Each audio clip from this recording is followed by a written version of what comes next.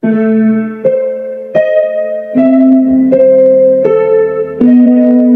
dumating ako sa Pilipinas, nadestino ako sa maliit na bayan. Nanilbihan ako ng 3 taon. Mahal na mahal ako ng mga tao dito. Kailangan ko nang lumisan at lumipat sa mas malaking bayan, ang bayan ng San Diego. Nanilbihan ako ng 20 taon. Wala kang makikitang masaya dito. Iyong palagay, Padre, sinasabi mo bang ikay nanirahan sa bayan ng San Diego? Ngunit anong iyong padalan sa paglisan ng bayan na ito? Sa ganoon, may mga relihiyon man o wala ay nawawala na lang das. Mas sinusuportahan na ng mga gobernador ang mga erehe. O manid, ano ang ibig mo ipayawati, Padre? Kapag ang pare ay nagtapon ng isang erehe sa labas ng sementeryo, wala ni isang may karapatang gumalaw dito. Ang iyong sinabi sa sandaling ito ay lapagpagalit sa akin. Ikaw ay magsasisi sa mga iyong sinampit.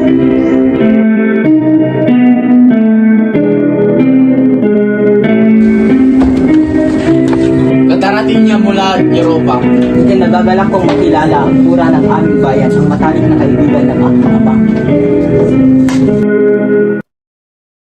Nakuusap at nakilala ko ang inyong ama at masasabi kong marangal at napakabuti niyang tao. Napakaraming nangangailangan ng matulungan niya.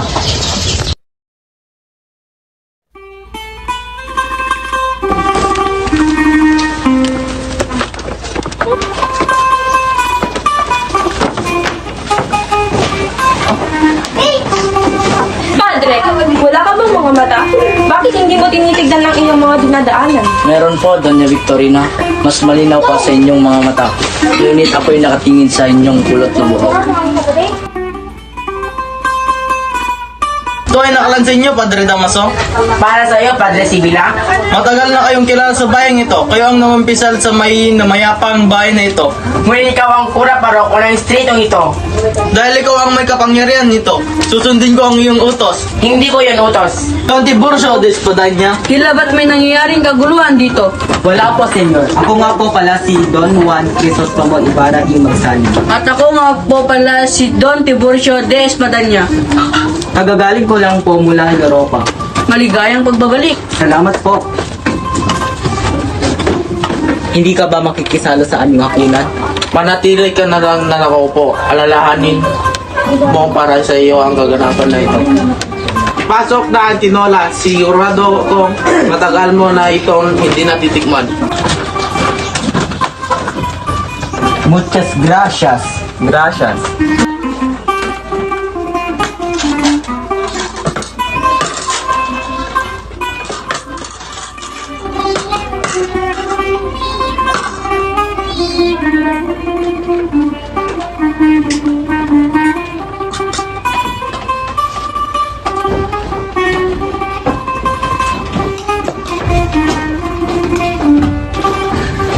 Ganun to. Ito lamang isang legal at matigas na bakpak. Paumanhin, Padre.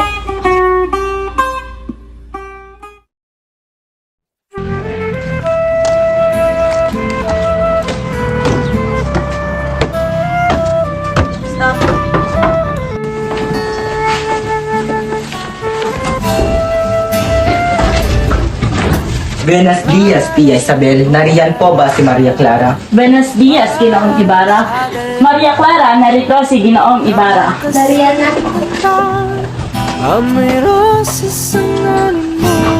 Akala ko'y nakalimutan mo na ako. Marami pa namang magagandang babae sa Europe. Kailan may di kita pagpapalit sa iba? Tulad nooy nasasabik ako sa ating pag-iisang biti. Ikaw lang hamang ang aking iniiro. Maria, hanggang sa uli kong hinuna. Naalala mo pa ba ito? Oo, yan ang dahon na ibinigay ko.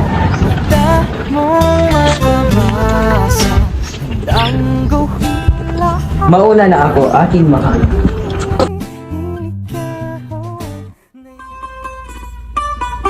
Saan po nakalibing ang aking ama? Sa likod po ng malaking krus, Senyor.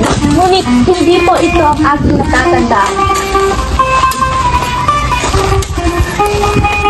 Nakita niyo ba kung saan itinirik ang malaking krus dito? Sinunog na po iyan. Bakit niya sinunog? Napag-utusan lang kami ng malaking kura. Ito ang ginawa niyo sa bangkay ng aking ama. Sinabi ng malaking kura na ilipat daw namin ito sa libingan ng mga inchik. Masyadong mabigat ang bangkay kaya sa pinangkagalan namin. Paliwan ang inyong ginawa. Sino ang nag-utos sa inyo? Si Padre Garote po, ang paring mananakit. Si Padre Garote?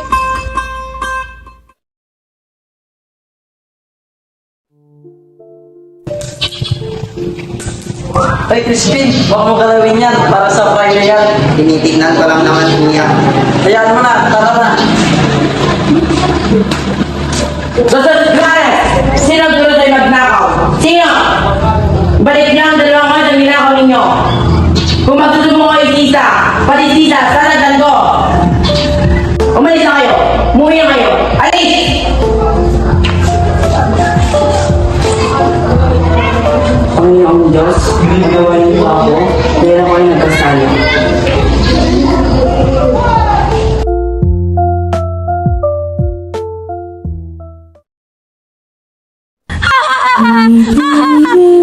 Crispin! Basilio! Mga anak ko! Nasaan na kayo? Crispin! Basilio! Mga anak ko! Nasaan na kayo? Nandito na ang inay! Crispin! Basilio! Dugo! Dugo! Crispin! Basilio!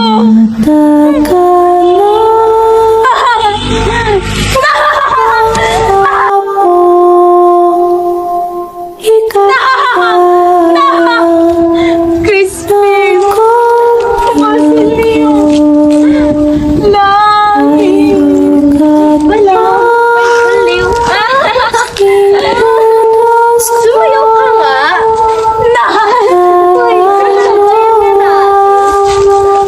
Sumayaw ka! Kumanta ka na naman! Akin nga yan!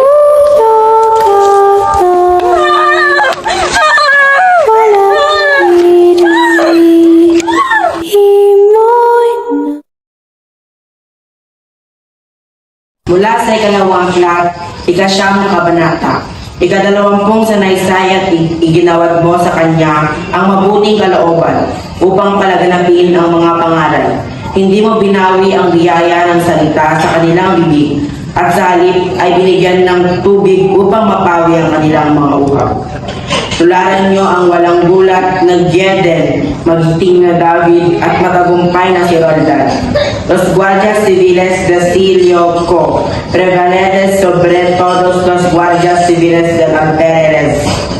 Es cierto, señor Pérez, los versaron.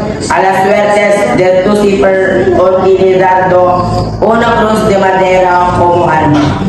Tertorato a las fuerzas de la oscuridad y este milagro. Credo es como la creación viejo de Alcala.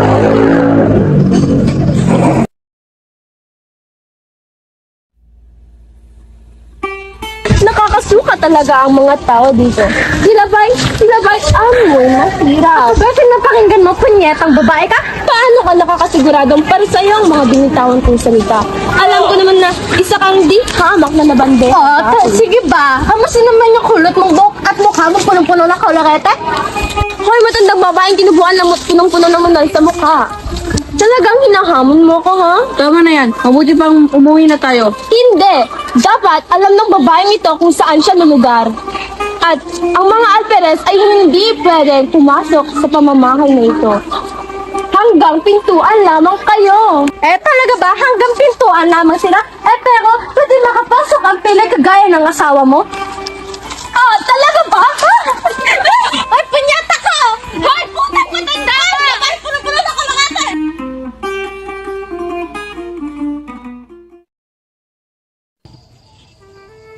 Sa dili lamang binibining na ni Clara, may pagtatapat ako sa iyo. Ano yan, padre? Ngunit, ipangako mo sa akin na huwag mong sasabihin kay Tiago. Masataktaban lamang siya. Ako ang tunay mong kadugo. Ikaw ang dugo at laman ko. Kang sinungaling at mapaglihim, padre. Hindi kita mapapatawad. Sa dili lamang mo ni Clara, patawarin mo ako sa pag-ibig. Amoy rosas. Sabihin mo na.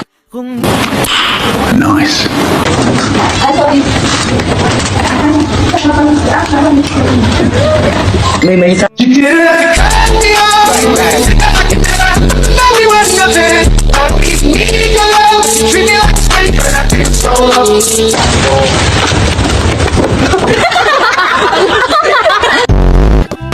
Ay, punyata ka!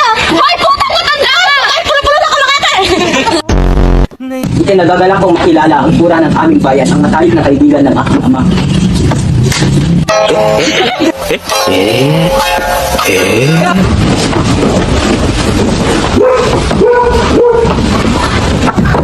Buenos dias, Clara. Ay! Ano ba ba ang kanyang utos? Tumigil ka sa kakamang dyan. Maghugay ka na lang. Ayoko na! Ayoko na! Ayoko na!